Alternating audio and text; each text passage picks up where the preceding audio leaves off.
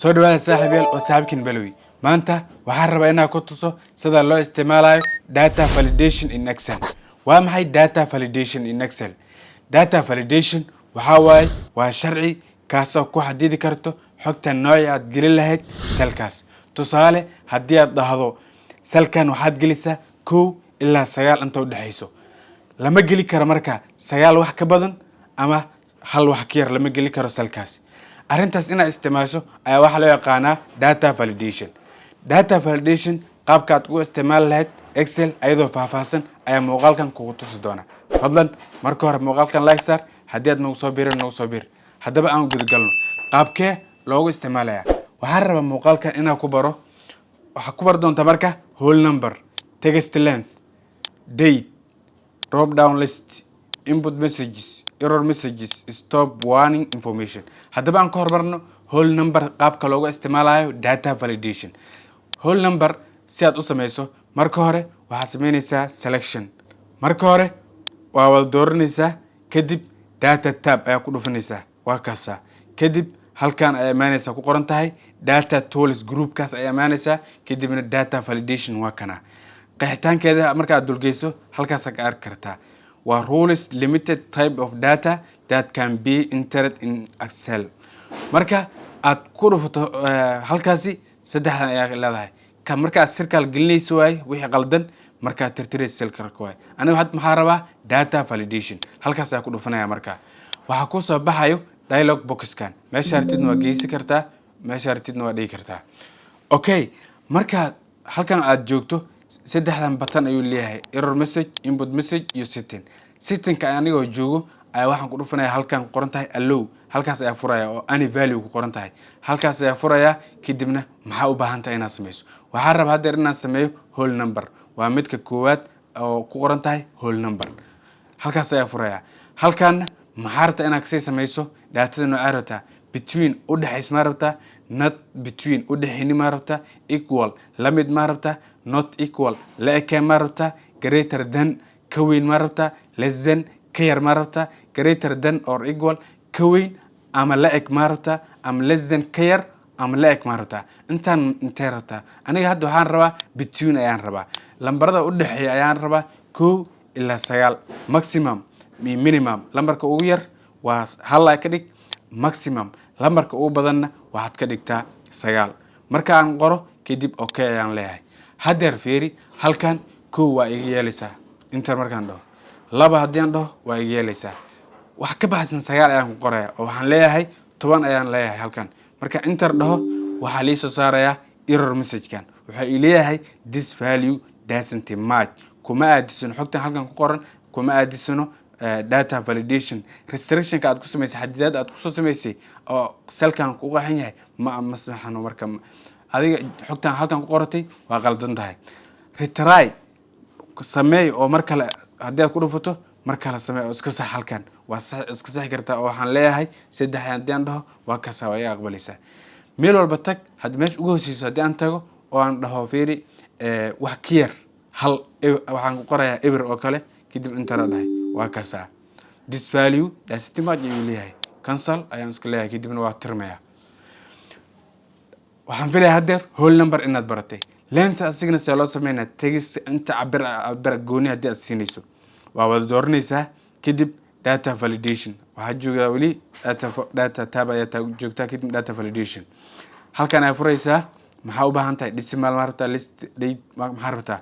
Ana waxaan rabaa text length. Tirada waxaan rabaa qoraalka cabirkiisa uu ka bilaabanayo 1 ilaa waxaan rabaa in la geliyo 4 xaraf oo kale. Maximum ka 4 ka dhigay kadibna okay. Haddeer mid koowaad fiiri a ayaan ku qoray inta la dhahay waa ka soo iga yeelaya. B sidoo kale a b ayaan dhahay waa ka soo iga yeelaya. A b c ayaan dhahay waa ka soo yeelaya 3 waay. Haddeer wax ka badan fiiri 3 ayaa joogta haddeer. A b c d ayaan dhahay waa ka soo waa yeelaya. 4 fiiri marka a b c d e waa ka soo wuxuu leeyahay this value doesn't match. Marka haddii aad waa ka hadar ku celinaysa hadda aad cancel dhigi kartaa. Waa isku mid hadda. Date taariikhda idin see loo sameeynaya. Waa wada dooranaysaa kadibna data tab halkaas ayaa furaysaa waxaad leedahay taariikhda ii soo door.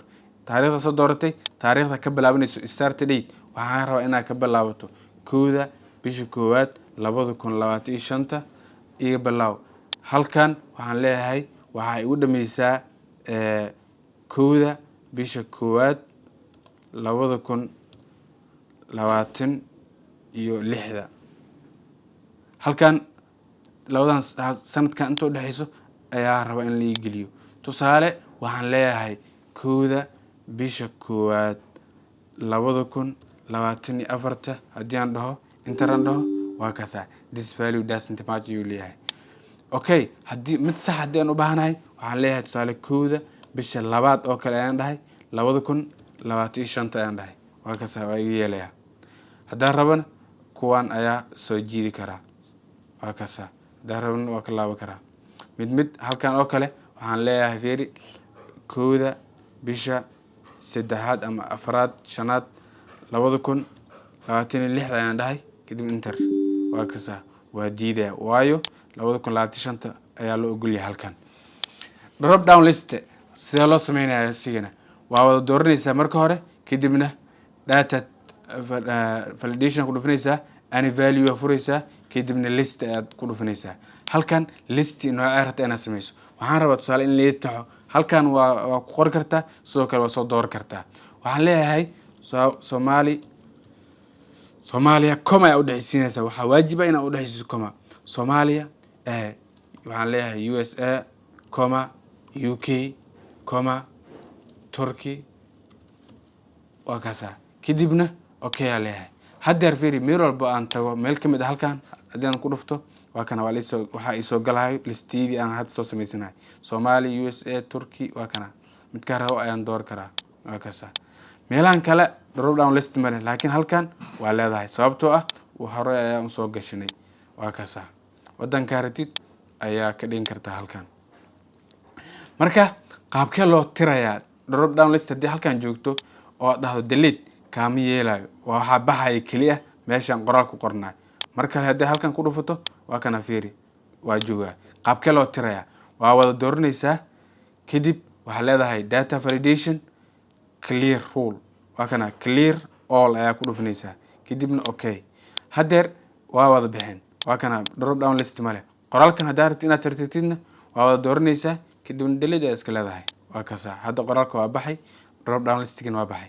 haddii aan u baahanahay haddeer midkan manual waa anaa gacanta ku qoray haddii aan u baahanahay inaad xogta ay badan tahay oo kale selection haddii aan rabo inaad sameeyo qaabkee u sameynaya marka hore waxaa raba inaad dooranaya selection sameynaya kadibna data validation halkan ayaa furaya list ayaan ka dhigaya source-ga ayaan soo dooranaya. marka xogta intay ku taala aad rabto in lagu taxo waa kana halkan ku dhufanaya kadibna marka iga yaraado halkaas waa soo dooranaya waa kana wadamadan ayaa soo dooranaya. sidoo kale kan hadda ugu dari kara countries halkan ayaan ku daraya ama waa ka reebi karaa waa kana kadib inta leeyahay ama halkaas aad ku dhufan kartaa.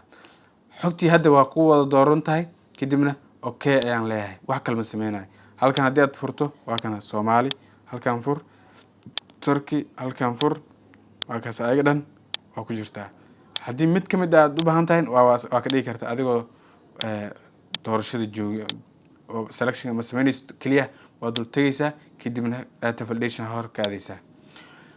okay hadda drop down list soo loo sameeyay waad baratay date soo loo sameeyay waad baratay text length whole number halkan fiiri marka maxaa noo dhimin input messages. haddeer marka aan halkan tiro qaldan aan geliyo oo aan dhaho fiiri 10 aan dhaho message soo saaray fiiri midkaani waa midka defaultiga waay. haddii aan rabo message-kan inaan iska bedelo qoraalkan haddii aan rabo inaan bedelo soo kale cancel-kan iyo kuwan haddii aan u baahneen qoraalkan Microsoft Excel ku qoran yahay haddii aan rabo inaan iska bedelo asiga dhanba aan mid aniga aan sameysanayo qaabkee loo sameynaya waxaan leeyahay fiiri error message-ka aan rabo inaan sameeyo halkan ayaan soo doortay kadibna waxaan leeyahay data validation kuwan waa kuwa dooran yihiin kadibna error alert ayaa ku dhufanaya waa kana. haddeer saddexdan qaab ayuu kala leeyahay stop warning information stop-ka ayaan ku boroweynayna. halkan ciwaan maxaa ka dhiganaysaa tusaale waxaan leeyahay waa qalad xogtaad gelisay waa qalad ayaan leeyahay. halkan waxaa leeyahay fadlan geli lambarada kow ilaa sagaal geli. Okay, haddeer marka aan ku dhufto halkan oo aan dhaho fiiri 10 haddii aan dhaho inter dhaho waa kana maxaa la soo saarayaa xogtii aan hadda qornayn waa qalad. fadlan geli lambarada kow ilaa sagaal. retry iyo cancel waa kana kuwii sidii ay u taagan yihiin.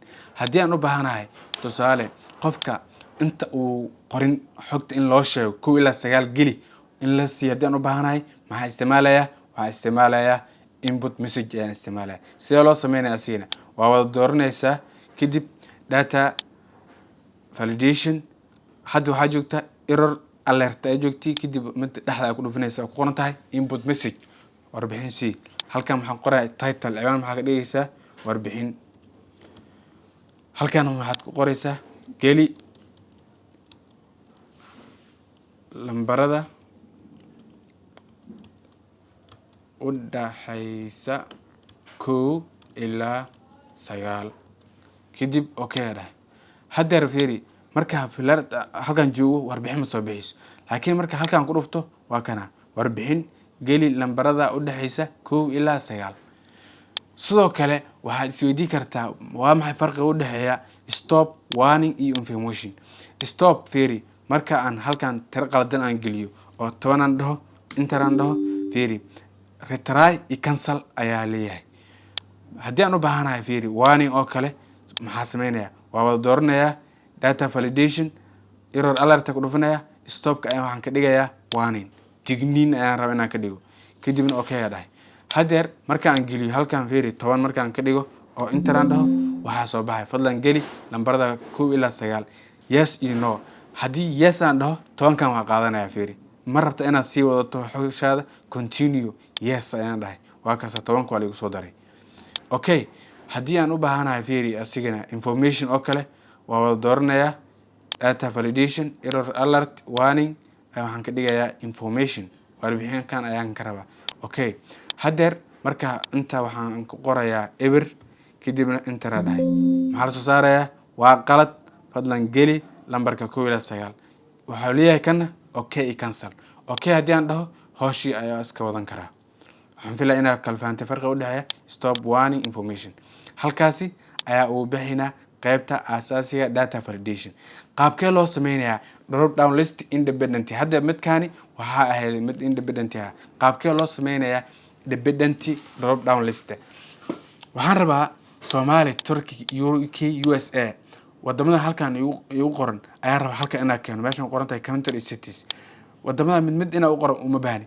markaan countriyada halkan ku qoran mid kamid aan doorto caasimadooda inay soo wada baxdaan rabaa midkee rabtaa. tusaale Soomaali hataa haddii halkan doorto waa inay soo wada baxdaa Muqdisho, Hargeysa, Kismaayo waa in halkan iga soo baxdaa. haddii aan Turkey aan doorto halkan ka dhigo waa inay soo baxdaa caasimadeeda Istanbul, Ankara, Izmir waa inay soo baxdaa.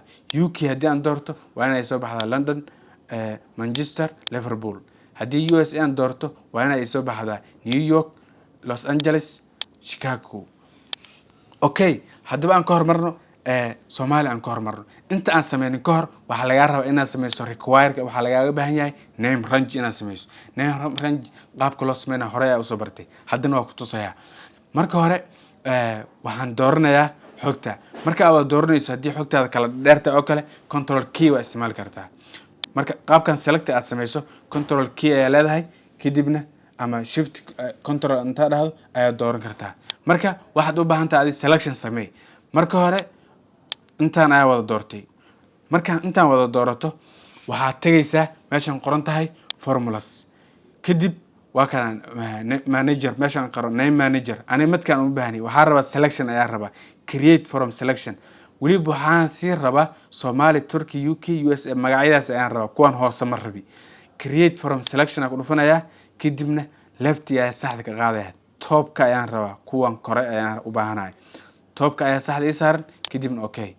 hadda waxa aan sameynay marka aad ku dhufato fiiri halkan waa kuwa soo galayaan Soomaali, Turkey. haddii aad Soomaali ku dhufto waa kana Soomaali kaliya ayaa lagu dooraya. halkan aan furaya Turkey waa kaasa. halkan aan furaya UK waa kaasa. haddeer waxaan sameynay name range waan sameynay.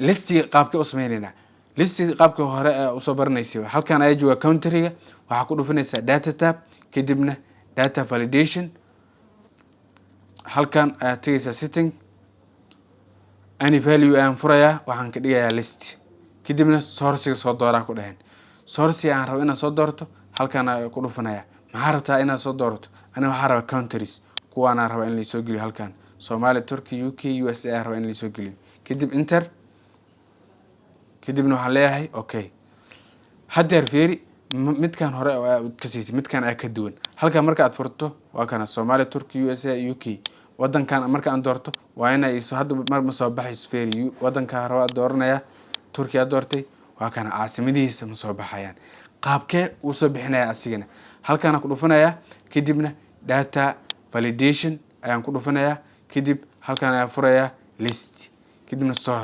sourcigan haddeer waxaan rabaa in la igu soo qaado nin rajigi aan soo sameynay in la igu soo qaado ayaan rabaa qaabkee u isticmaalaya equal ayaan leeyahay kadibna waxaan leeyahay indirect waxaa indirect iga soo qaada bracketka ayaa furaya kadib waxaa indirect soo qaada halkan wixii la geliyo indirectgeed ka dhig kadibna bracketka ayaan soo xiraya okay ayaan leeyahay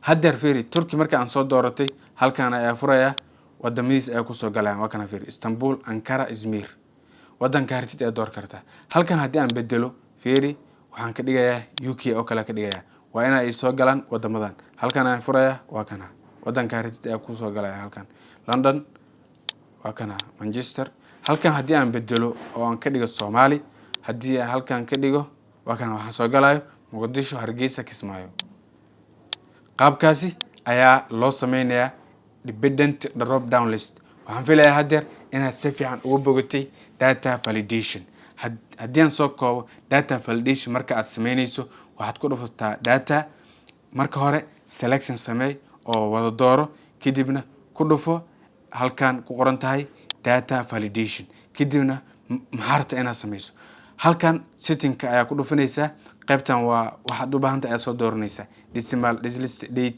time waxaad u baahan tahay ayaa halkan soo dooranaysaa halkan maxaa rabtaa inaad soo doorto equal not equal waxa waaye comparationka aad sameynayso halkan aad soo dooranaysaa meesha aad ka bilaabayso meesha aad geynayso input message warbixinta lagu soo gudbi lahaa halkan aad ku qoraysaa digniintii aad sameynayso haddii aad stop sameynayso warning information waa kaasa halkaasi ayaan ku keenaynaa casharka lagu magacaabayo data validation waxaan filayaa inaad si waadaxsan aad uga faa'iiday fadlan like star haddii aad weli nagu soo bir lana wadaaga asxaabtaada si ayagana uga faa'iidaystaan maxsanid asalaamu calaykum waxaan noo balanaa casharka xiga